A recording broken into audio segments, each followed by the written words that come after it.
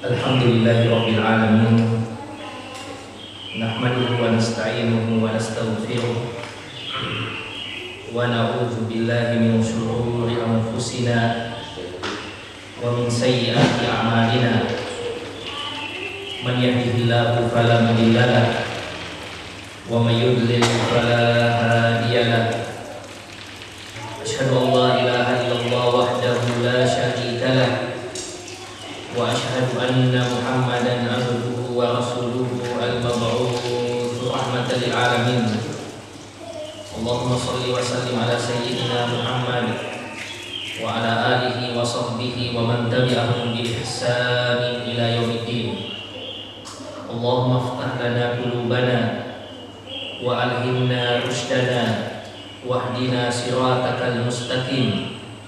Inna nas'aluka ilman nafi'an wa imanan thabitan wa yaqinan rasikhan wa qalban khashi'an wa lisanan dhakiran wa rizqan halalan thayyiban wa amalan salihan mutaqabbalan.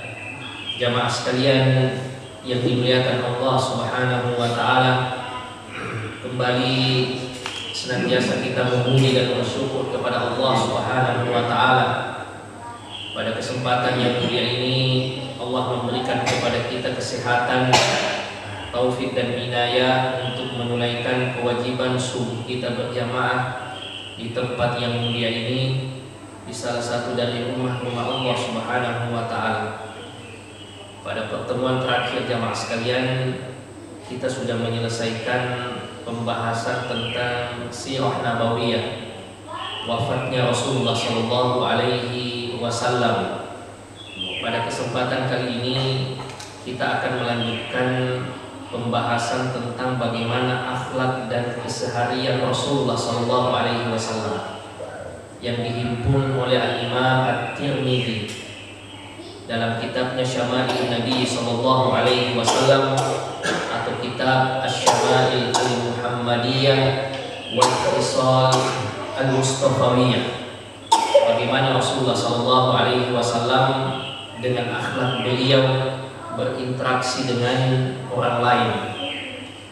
Ini juga kitab yang dipakai kajian di samping di Masjid Uhwah setelah selesainya Sirah Nabawiyah. Jamaah sekalian yang dimuliakan Allah Subhanahu wa taala, kenapa penting untuk senantiasa kita mempelajari tentang kehidupan Rasulullah Shallallahu Alaihi Wasallam? Lagi-lagi ini merupakan konsekuensi dari kecintaan kita kepada Rasulullah Shallallahu Alaihi Wasallam. Alasan orang mencintai orang lain, kata ulama kita, tidak lepas dari 3 alasan. Yang pertama, orang itu sangat berjasa pada kita, maka kita pun mencintainya. Kita tahu bagaimana jasa orang tua kita, ibu-ibu kita, melahirkan kita, bukan cuma sampai di situ. Kadang-kadang mereka rela lapar, rela begadang untuk kenyamanan kita. Maka kita pun tahu sendiri bagaimana kita mencintai orang tua kita, jamaah sekalian. Namun ternyata ada orang yang lebih berjasa, melebihi jasa orang tua kita kepada kita, yaitu Rasulullah Shallallahu Alaihi Wasallam, yang dengan sunnah-sunnah beliau, dengan petuah dan ajaran beliau, bukan untuk keselamatan dunia kita saja, tetapi juga untuk keselamatan akhirat kita nantinya. Yang kedua jamaah sekalian, kata ulama kita, alasan orang mencintai orang lain karena ia juga dicintai. Ia dicintai, ia diperhatikan, artinya cintanya pun dibalas. Artinya cinta yang berbalas. Maka jamaah sekalian, tidak ada orang yang memperhatikan kita melebihi perhatian Rasulullah Shallallahu Alaihi Wasallam kepada umatnya. Bahkan saat beliau akan wafat, yang beliau selalu pikirkan adalah umatnya. Beliau berkorban. Yang beliau pikirkan bukan diri beliau sendiri. Yang beliau pikirkan bukan hanya keluarga beliau saja, tetapi beliau sampai beruban memikirkan bagaimana nanti umatnya di hari pembalasan. Saat ditanya oleh Sayyidina Abu Bakar As-Siddiq, "Syibta ya Rasulullah?" Ternyata sudah mulai juga muncul ubanmu ya Rasulullah.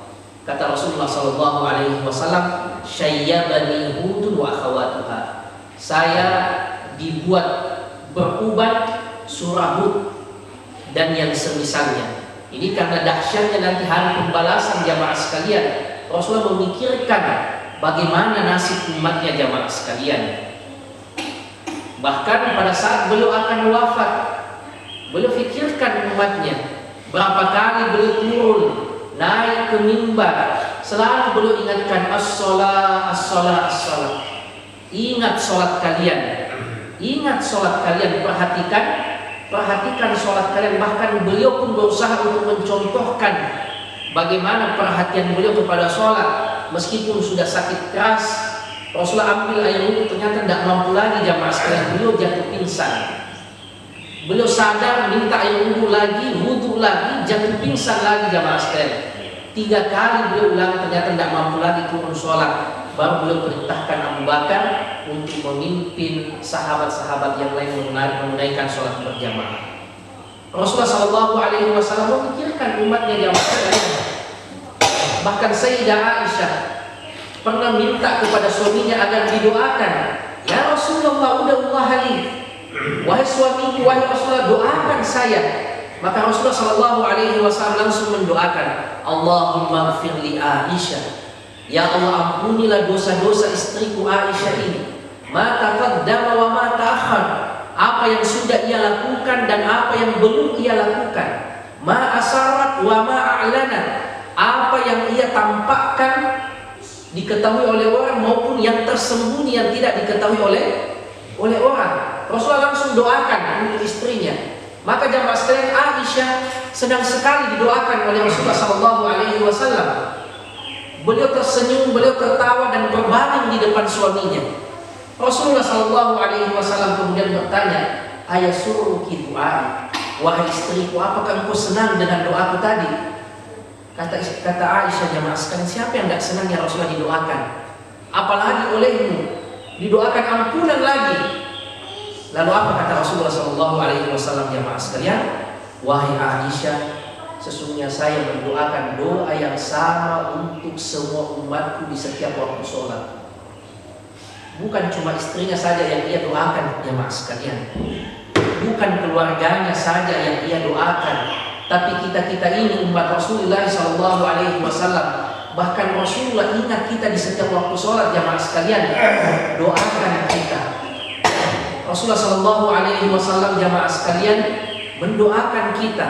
Bahkan saat beliau berkurban, beliau ikutkan kita pahala kurbannya pada udhiyah beliau, pada hewan kurban beliau. Beliau ingat kita jamaah sekalian yang dimuliakan Allah Subhanahu wa Ta'ala. Kemudian yang ketiga jamaah sekalian, alasan biasa orang lain mencintai orang yang lainnya adalah karena fisiknya yang istimewa, karena rupawan, karena gagah, karena cantik. Itu pun ada pada Rasulullah Sallallahu Alaihi Wasallam. Sampai-sampai para sahabat semuanya memiliki riwayat yang sama menggambarkan tentang fisik Rasulullah Sallallahu Alaihi Wasallam. Sahabat Rasul dari Ali, Anas bin Malik, Abu Hurairah dan yang lainnya mengatakan, ma ra'aina syai'an ahsana min Rasulillah Sallallahu Alaihi Wasallam. Kami tidak pernah melihat sesuatu yang lebih indah, lebih baik, lebih rupawan dari Rasulullah Shallallahu Alaihi Wasallam. Para sahabat tidak menggunakan ma ra'aina rajulan, kami tidak pernah melihat seseorang yang lebih indah, tapi para sahabat mengatakan ma ra'aina syai'an, kami tidak pernah melihat sesuatu. Karena kadangkala ada keindahan jamaah sekalian bukan manusia, pemandangan atau sesuatu yang indah sekali dilihat. Kata sahabat, tidak ada yang lebih indah dari Rasulullah Sallallahu Alaihi Wasallam. Mau manusia, mau benda mati, mau makhluk apapun itu, dari sekian banyak yang kita lihat, tidak ada yang mengalahkan indahnya Rasulullah Sallallahu Alaihi wasallam. Makanya ulama kita berbeda pendapat jamaah sekalian, siapa sebenarnya manusia yang paling gagah yang pernah Allah ciptakan. Ada yang mengatakan Nabi Yusuf, tapi tidak sedikit juga ulama yang mengatakan Rasulullah SAW lebih gagah daripada Nabi Yusuf. Ada yang mengatakan gagahnya Rasulullah dan Nabi Yusuf itu berbeda. Ala kulli hal jamaah sekalian, Rasulullah SAW memiliki fisik dan keindahan fisik yang luar biasa. Meskipun di dalam agama kita fisik ini bukan menjadi ukuran, karena fisik ini merupakan pemberian dari Allah Subhanahu wa taala. Semuanya kita syukuri. Makanya bukan suatu sunnah kata ulama kita untuk mengikuti fisiknya Rasulullah SAW. Rasulullah misalnya posturnya seperti ini, rambutnya seperti ini, warna kulitnya seperti ini, itu bukan sunnah untuk kita ikuti jamaah sekalian. Begitulah dari Allah Subhanahu wa taala. Sebagaimana kita juga memiliki fisik, bagaimana warna kulit kita, bagaimana hidup kita, itulah pemberian Allah Subhanahu wa taala. Makanya tidak pantas juga, tidak boleh juga kita mencela orang lain, apalagi mencela fisiknya jamaah sekalian, karena itu merupakan pemberian dari Allah Tabaraka wa taala. Sehingga tidak ada sama sekali alasannya jamaah sekalian untuk orang tidak mencintai Rasulullah sallallahu alaihi wasallam. Dan uniknya kata Sayyidina Ali bin Abi Thalib, semakin orang akan mengenali Rasulullah sallallahu alaihi wasallam, semakin orang itu akan mencintai Rasulullah sallallahu alaihi wasallam. Beda dengan manusia biasa jamaah sekalian. Kalau manusia biasa, semakin orang kenal dengan kita, kadang semakin luntur cintanya jamaah sekalian. Tapi kata Sayyidina Ali bin Abi Thalib, beda dengan Rasulullah. Semakin orang masuk dalam kehidupan Rasulullah, mengenali Rasulullah sallallahu alaihi wasallam, semakin orang itu akan jatuh hati kepada Rasulullah sallallahu alaihi wasallam. Dan orang-orang yang menghina Rasulullah sallallahu alaihi wasallam sejatinya hanyalah karena tidak tahu saja, tidak kenal saja. Sebagaimana kata ulama kita, man jahila syai'an adahu, siapa yang tidak mengenal sesuatu maka cenderung ia akan memusuhinya.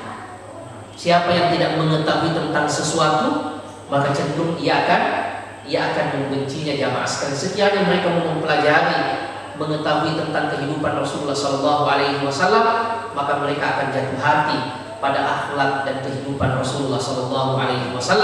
Maka kita yang mengaku sebagai umat Rasulullah SAW, kita yang mengaku sebagai orang-orang yang mencintai Rasulullah SAW, tentu saja harus memberikan perhatian, minimal mengenali kehidupan Rasulullah SAW. Karena bagaimana mungkin kita mengaku mencintai sesuatu yang kita tidak ketahui jamaah sekalian. Pada kesempatan kali ini kita akan membahas tentang bab kaifa kana kalam Rasulullah SAW. Bab seputar bagaimana cara Rasulullah SAW berkomunikasi dengan orang lain, berbicara dengan orang lain. Jamaah sekalian yang dimuliakan Allah Subhanahu wa taala, di antara karunia yang Allah berikan kepada kita yaitu kenikmatan bisa bicara, bisa menyampaikan informasi kepada orang lain. Bisa dibayangkan repotnya hidup ini jamaah sekalian kalau tidak ada yang namanya bahasa dan komunikasi. Betapa repot hidup ini. Lihatlah saudara-saudara kita yang diuji oleh Allah Subhanahu wa taala dengan penyakit tertentu sehingga mereka tidak bisa berbicara. Namun berbicara ini jamaah sekalian, ini seperti dua mata pedang. Ia bisa menjadi sesuatu yang bermanfaat, menjadi ladang pahala, tetapi ia juga bisa menjadi sumber dosa. Kalau pembicaraan kita, apa yang keluar dari lisan kita tidak bisa dijaga dengan baik. Pun demikian jamaah sekalian, kalau komunikasi ini tidak baik, maka boleh jadi orang salah paham. Apa yang kita inginkan berbeda dengan apa yang ditangkap oleh orang lain. Nah, bagaimana caranya Rasulullah SAW kalau berbicara jamaah sekalian? Imam At-Tirmidzi mengatakan, haddatsana Humayd bin Mas'ad al-Basri Qala haddatsana Humayd bin Al-Aswad an Usamah bin Zaid an Az-Zuhri an Urwah an Aisyah. Dari istri Rasulullah sallallahu alaihi wasallam, Sayyidah Aisyah radhiyallahu taala anha qala, beliau mengatakan, "Ma kana Rasulullah sallallahu alaihi wasallam yasrubu sardakum hadza." Adalah Rasulullah sallallahu alaihi wasallam kalau berbicara tidak berbicara cepat sebagaimana sebagian kalian para sahabat kalau berbicara itu bicaranya cepat. Nah, ini cara Rasulullah berbicara yang pertama, kata istri beliau. Kalau Rasulullah berbicara, bicaranya tidak cepat. Kemudian bagaimana lagi jamaah sekalian? Walakinnahu kana yatakallamu bikalamin bayyin faslin. Akan tetapi Rasulullah sallallahu alaihi wasallam kalau bicara itu bicaranya jelas, bayyin, faslin, kata demi kata itu jelas pastinya jamaah sekalian. Bisa dibedakan jarak antara kata dengan kata. Yahfazuhu man jalasa ilaih. Sampai orang yang duduk bersama dengan Rasulullah sallallahu alaihi wasallam yang mendengar beliau bicara itu bisa sampai hafal apa yang disampaikan oleh Rasulullah sallallahu alaihi wasallam. Ini cara beliau bicara jamaah sekalian. Tidak cepat, jelas apa yang beliau sampaikan. Ya, tidak seperti katanya orang Bugis kita nagaleo. Ya, kita kan orang Bugis itu ada istilah nagaleo. Pokoknya sampaikan saja. Meskipun kadang tidak jelas tentang apa saya bilang ini. Ya, dan orang bisa saja salah paham. Kalau Rasulullah kata istri beliau itu faslin bayyin, betul-betul jelas kata demi kata apa yang beliau sampaikan. Sampai-sampai jamaah sekalian, orang yang mendengar apa yang disampaikan oleh Rasulullah bukan cuma menangkap dengan baik saja instruksinya, tetapi sampai pada tahap bisa menghafal apa yang disampaikan oleh Rasulullah Sallallahu Alaihi Wasallam. Tujuan utama dari komunikasi itu kan yang penting pesan yang ingin kita sampaikan bisa diterima dengan baik sesuai dengan yang kita inginkan. Tapi kalau Rasulullah bukan sekedar diterima dengan baik jamaah sekalian, tapi orang yang mendengar itu sampai hafal apa yang diucapkan oleh Rasulullah Sallallahu Alaihi Wasallam. Ini cara komunikasi Rasulullah Sallallahu Alaihi Wasallam. Meskipun jamaah sekalian, cara bicara seseorang itu ada yang namanya jibili, ada yang muktasab. Ada yang memang bawaan tertentu, ya dari suku tertentu itu kan kelihatan. Ada model bicaranya, ya beda cara bicaranya misalnya orang Sunda dengan orang Madura, ya, orang Bugis dengan orang Makassar. Bugis pun beda Bugis Bone dengan Bugis Sidrap caranya bicara jamaah sekalian. Ada yang mungkin nadanya tinggi, ada yang tidak, ada yang cepat, ada yang pelan. Ini jibili bawaan. Tapi ada namanya katanya ulama kita muktasab, bisa diusahakan. Iya, bisa diperbaiki jamaah sekalian yang dimuliakan Allah Subhanahu wa taala. Makanya sekarang banyak pelatihan ya, public speaking, bagaimana caranya bicara yang baik dan benar. Nah, itu bisa diusahakan. Ya, termasuk bagaimana kita mencontoh ya cara komunikasi Rasulullah Shallallahu Alaihi Wasallam. Kalau sampaikan pesan kepada orang, ya, yang jelas dan jangan terlalu cepat. Ya, sampai-sampai kalau orang mendengar apa yang disampaikan oleh Rasulullah, orang itu sampai bisa hafal, kata Sayyidah Aisyah. Makanya banyak yang meriwayatkan hadis-hadis Rasulullah SAW karena mudah bagi sahabat Rasulullah SAW menghafal pesan-pesan Rasulullah SAW. Kemudian berikutnya jamaah sekalian, hadis dari Anas bin Malik, sahabat Rasulullah SAW, beliau mengatakan, karena Rasulullah SAW yu'idul kalimata thalathan lituqala anhu. Kalau Rasulullah SAW bicara, kadangkala beliau ulangi sampai 3 kali apa yang beliau ucapkan. Apa tujuannya jamaah sekalian? Lituqala anhu, agar bisa betul-betul dipahami dengan baik. Ini juga kalau Rasulullah memberikan instruksi, memberikan pesan, kadang-kadang beliau ulangi sampai Sampai 3 kali, bukan cuma 1 kali saja jamaah sekalian. Kadang kalau dibutuhkan Rasulullah Shallallahu Alaihi Wasallam itu ulangi. Ya, kalau sering-sering diulangi biasanya betul-betul akan tinggal di kepala. Makanya dalam hadis itu sering sekali Rasulullah ulangi kadang ucapannya. Ya, kalau hadis-hadis tentang ancaman maksiat, Rasulullah kadang mengucapkan wa'il, kecelakaan, kecelakaan. Beliau kadang ulangi sampai 3 kali jamaah sekalian. Dan begitulah ya, prinsipnya dalam pendidikan, sesuatu yang sering-sering diulangi biasanya itu yang akan tinggal. Ya, kenapa kita susah untuk melupakan Al-Fatihah, susah untuk melupakan Allahu Ahad dan 30 yang lainnya? Itu karena sering-sering diulangi. Bandingkan dengan bacaan, misalnya bacaan sholat jenazah, karena jarang diulangi jamaah sekalian. Nah, itu biasanya juga mudah lupa. Apa yang sering-sering diulangi, sering-sering dipakai, biasanya itu yang tinggal.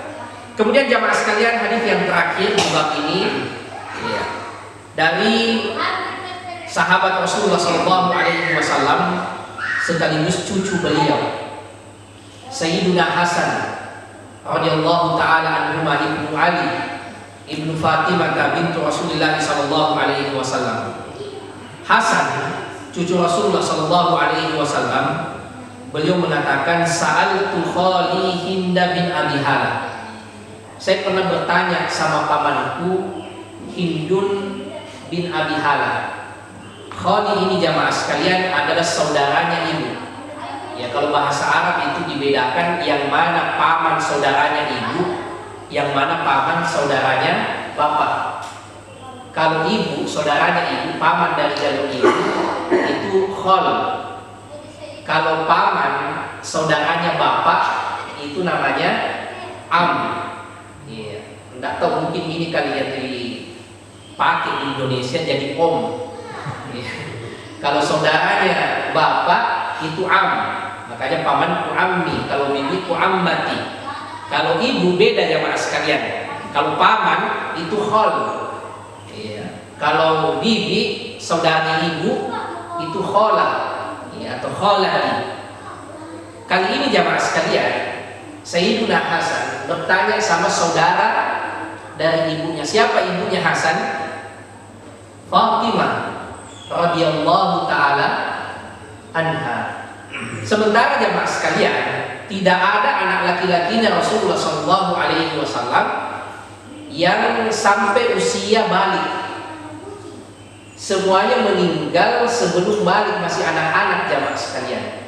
Rasulullah Shallallahu Alaihi Wasallam punya 3 anak laki-laki, semuanya meninggal saat masih anak-anak.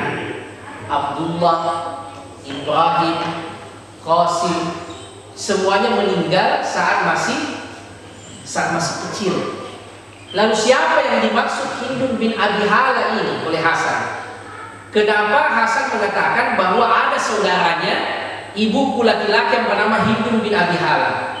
Ternyata Hindun bin Abi Hala ini jamaah sekalian bukan anaknya Rasulullah, tapi putranya Sayyidah Khadijah sebelum menikah dengan Rasulullah Sallallahu Alaihi Wasallam. Anak tirinya Rasulullah Sallallahu Alaihi Wasallam namanya Hindun bin Abi Hala. Ia pun menjadi sahabat Rasulullah Sallallahu Alaihi Wasallam. Meskipun anak tiri, ia sangat disayangi oleh Rasulullah Sallallahu Alaihi Wasallam. Maka kata Hasan, saya bertanya sama pamanku Hindun ini.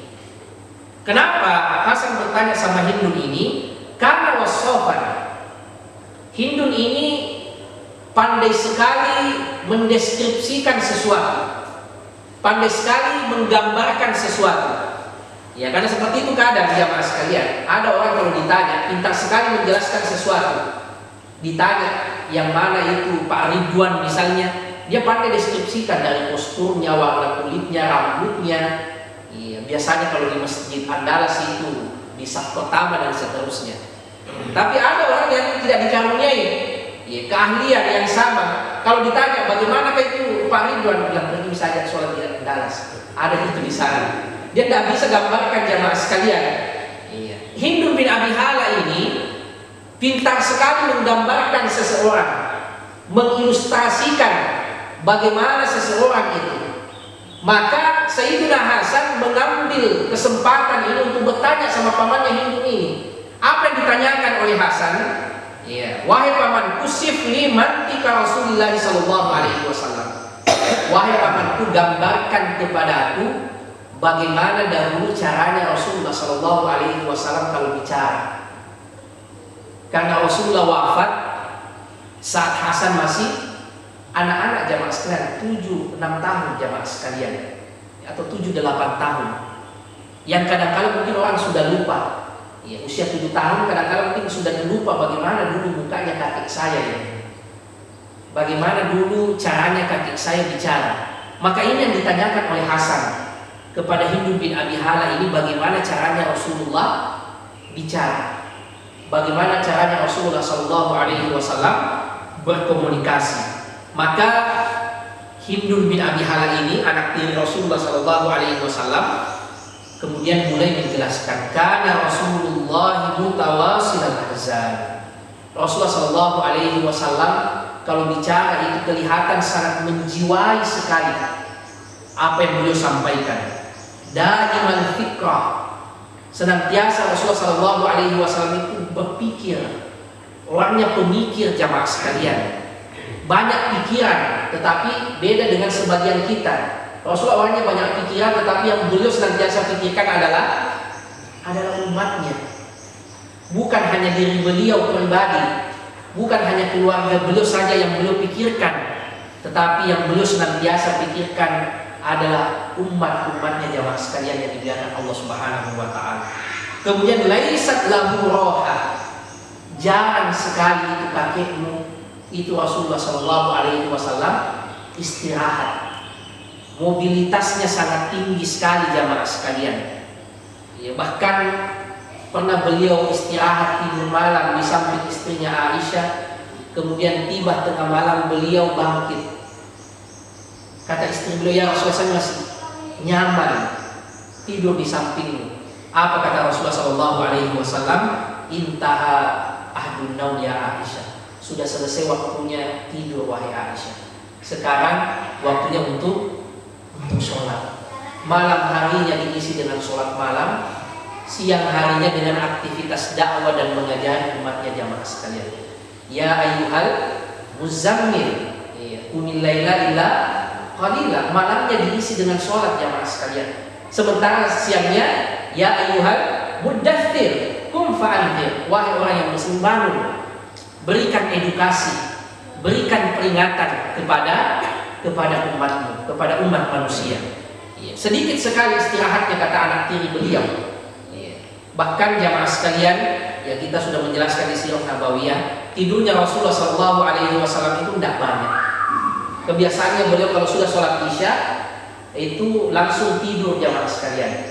Jadi tidurnya kalau mungkin kita di sekitaran ya 8:30 mungkin atau jam 8 lewat. Di antara hal yang tidak disukai oleh Rasulullah, beliau tidak suka tidur sebelum Isya. Kemudian tidak suka juga nongkrong bicara setelah sholat Isya, kecuali ada hal-hal yang penting. Ada yang butuh pertolongan mungkin, atau ada yang butuh konsultasi dan seterusnya, baru Rasulullah begadang. Selebihnya jamaah sekalian, Rasulullah tidak suka begadang. Kalau sudah sholat Isya, itu beliau biasanya langsung tidur. Ya, dan kata orang medis, konon inilah kualitas tidur yang terbaik, yaitu tidur di awal waktu. Kapan bangunnya Rasulullah sallallahu alaihi wasallam? Bangunnya nanti setelah lewat tengah malam. Jam 12 lewat, Rasulullah bangun untuk sholat malam. Sholat malam sampai menjelang adzan subuh. Menjelang adzan subuh jamaah sekalian kira-kira 15 menit beliau berhenti sholat malam, baru kemudian tidur sebentar lagi sekitar 15 menit. Nanti menjelang adzan subuh, baru kemudian beliau bangun. Sedikit sekali jamaah, kurang lebih hanya 4 jam setengah saja. Tapi terbiasa setiap hari seperti itu, sehingga tidak jadi masalah. Yang jadi masalah kalau kebiasaan kita tidur 8 jam sehari semalam, tahu-tahu ternyata esoknya cuma 3 jam saja, biasa langsung sakit kepala. Karena kita terbiasa tidur banyak, tapi orang yang terbiasa sedikit tidurnya jamaah sekalian justru sakit kepalanya kalau banyak tidurnya. Ya begitulah kira-kira tidur siangnya itu setelah atau sebelum sholat duhur, qailulah namanya, 10 menit 15 menit. Ya bukan tidur siang yang digesok jamaah sekalian, yang sampai sejam 2 jam. Apalagi kalau bulan Ramadan kopi buka baru bangun. Ya, karena saya pun puasa. Sudah sholat duhur tidur, nanti sholat asar menjelang buka puasa jamaah sekalian. Ya, kalau tidur siangnya Rasulullah itu namanya qailulah. Sedikit sekali, 10 menit, 15 menit, mungkin istilah kita orang Bugis tidur-tiduran. Yang penting sudah ya hilang sebentar akalnya jamaah sekalian, pikirannya, itu sudah selesai. Ya, beliau kemudian bangun. Itulah istirahatnya Rasulullah.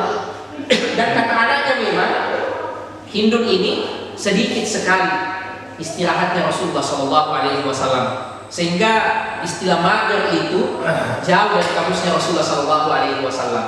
Ya. Kemudian jamaah sekalian yang dimuliakan Allah Subhanahu Wa Taala, tawilas sakti. Rasulullah itu lebih banyak diamnya daripada bicaranya jamaah sekalian. La yatakallamu fi ghairi hajatin.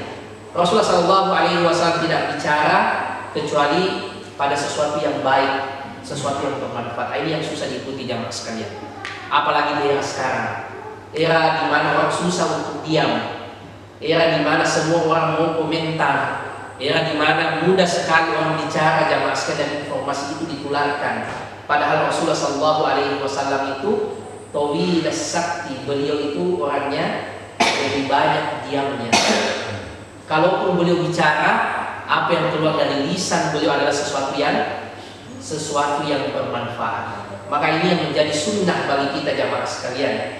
Setiap kali kita akan bicara, maka kita timbang bermanfaat tidak ini. Jangan sampai justru pembicaraan kita, apa yang keluar dari lisan kita tidak bermanfaat, apalagi sampai kemudian menyakiti orang lain. Beliau lebih sering diam.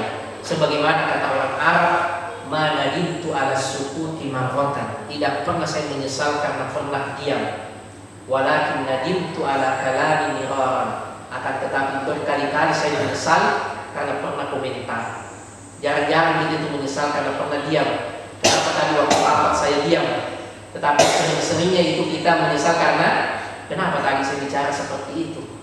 Kenapa tadi saya komentar seperti itu? Karena inilah memang tuntunannya Rasulullah jamaah sekalian. Harus kita latih diri kita untuk banyak-banyak diam. Kalau tidak perlu dikomentari jamaah sekalian, tidak perlu dikomentari. Apalagi kalau kita tidak paham dengan baik apa sebenarnya ini masalah. Dan ini masalah kita hari ini jamaah sekalian. Era post kata orang, semua orang menjadi pakar sekarang. Bicara apa saja, semua orang jadi pakar. Bicara masalah virus, jadi pakar. Selesai virus ada lagi masalah politik, jadi pakar politik lagi, dan seterusnya jamaah sekalian. Padahal sebenarnya tidak paham apa sebenarnya yang terjadi ini. Ya, maka penting jamaah sekalian untuk kita mencontoh Rasulullah SAW, bagaimana kita banyak-banyak diam. Apa yang kita tidak ketahui dengan baik, apa yang tidak bermanfaat, sebaiknya kita belajar untuk diam. Kemudian kata putra beliau, yaftatihul kalam wa yahtimuhu bismillah ta'ala. Beliau mengawali pembicaraan dan menutup pembicaraannya dengan nama Allah Subhanahu wa taala. Mengawali dengan bismillah dan mengakhiri dengan hamdalah, alhamdulillah, atau nama-nama Allah Subhanahu wa taala yang lain. Wa yatakallamu bi jawami'il kalim. Dan Rasulullah SAW berbicara dengan jawami'ul kalim. Jawami'ul kalim itu ini diantara mujizat Rasulullah SAW.